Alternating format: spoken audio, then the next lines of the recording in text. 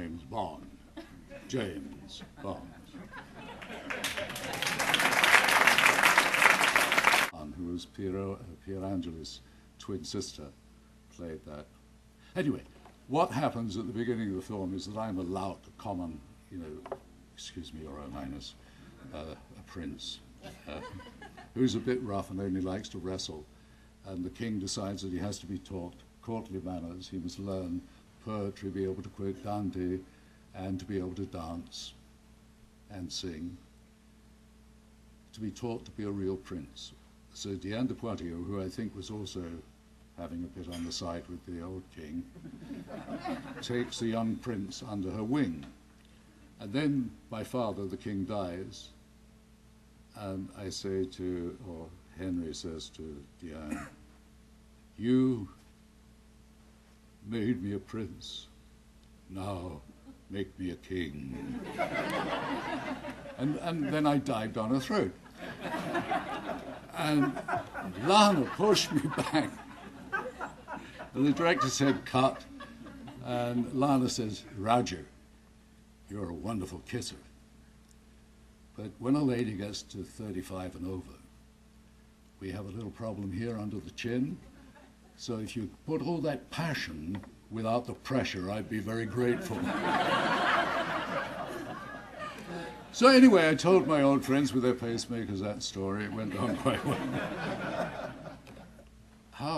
Well, Bond came about because Harry Saltzman and Cubby Broccoli were the producers, and I used to gamble with them, and they owed me a lot of money. And they thought it'd be cheaper to put me in a movie.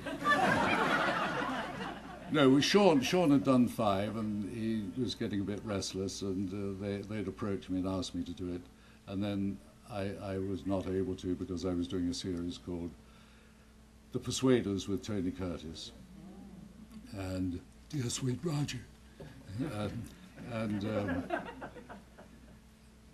then George Lazenby did one, and then Sean came back and did another, and then he said that was his last. And so I got the job. I was, people, weren't you nervous about taking over from Sean Connery? I said, well, no, not really, because 4,000 actors play Hamlet. And this certainly ain't Hamlet. Haven't got that much to say apart from my name's Bond.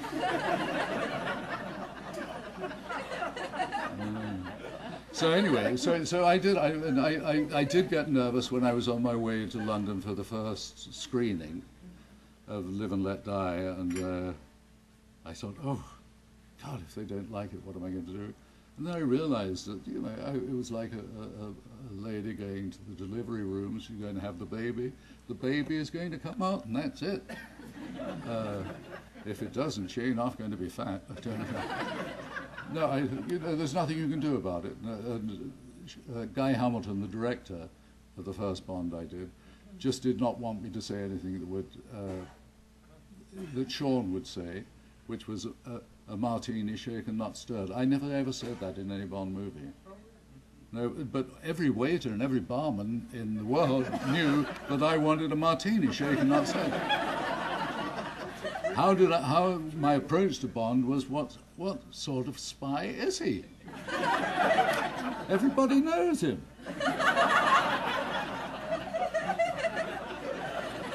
And Royal Highness, about being a Bond girl, that's not a good bet. Because if you're going to get lucky in the first reel, you're going to die by the end of the second reel.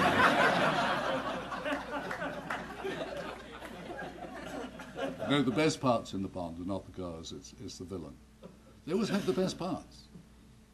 You're going to die, Mr. Bond. They're wonderful. Poor old Jim doesn't say anything.